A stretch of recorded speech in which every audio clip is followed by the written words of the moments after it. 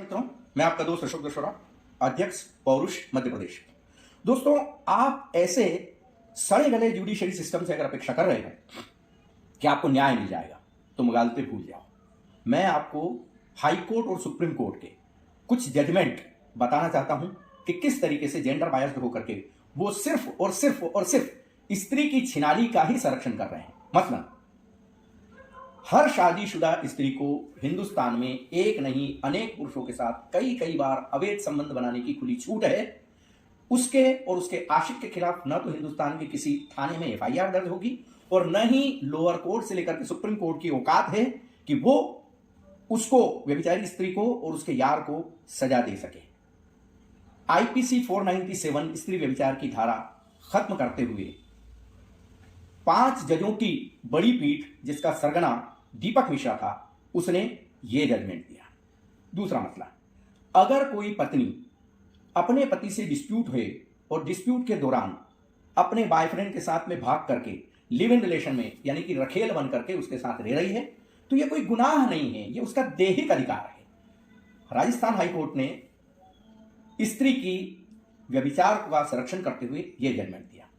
अगर कोई पत्नी अपने पति को छोड़ करके अपने बॉयफ्रेंड के साथ हम बिस्तर होकर के 2-4 रातें गुजार लेती है तो यह भी कोई गुनाह नहीं है। मध्य प्रदेश हाईकोर्ट ने एक फैसले में पति से विवाद होकर के गुस्से में चली गई पत्नी के बारे में यह जजमेंट दिया। यानी कि सारी जुडिशरी सिस्टम स्त्री की, औरत की छिनाली का ही संरक्षण कर रहे हैं। औरत अगर वेश्यावृत्ति कर रही है, पत्नी अगर वेश्यावृत्ति कर रही है तो यह कोई गुनाह नहीं है, क्योंकि वेश्यावृत्ति भी एक धंधा है, एक व्यवसाय है। Prostitution is also a business. पति के द्वारा जब बॉम्बे हाईकोर्ट में पत्नी की छिनाली के, व्यभिचार के, वेश्यावृत्ति के सारे सबूत पेश कर दिए तो माननीय हाईकोर्ट बॉम्बे ने यह जजमेंट दिया। तो दोस्तों, हाईकोर्ट और सुप्रीम कोर्ट के इस प्रकार के जजमेंट को देखने के बाद आप अगर अपेक्षा कर रहे हैं कि नहीं, हिंदुस्तान के इस सड़े गले जुडिशियल सिस्टम में मर्द को न्याय मिल जाएगा, तो ये आपके मुगालते हैं, भूल जाओ।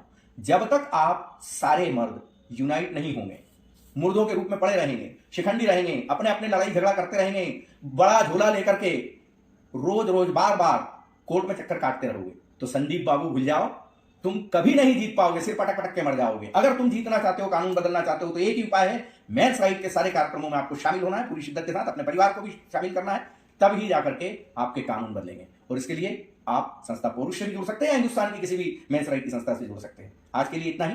नमस्कार, वंदे मातरम, जय हिंद।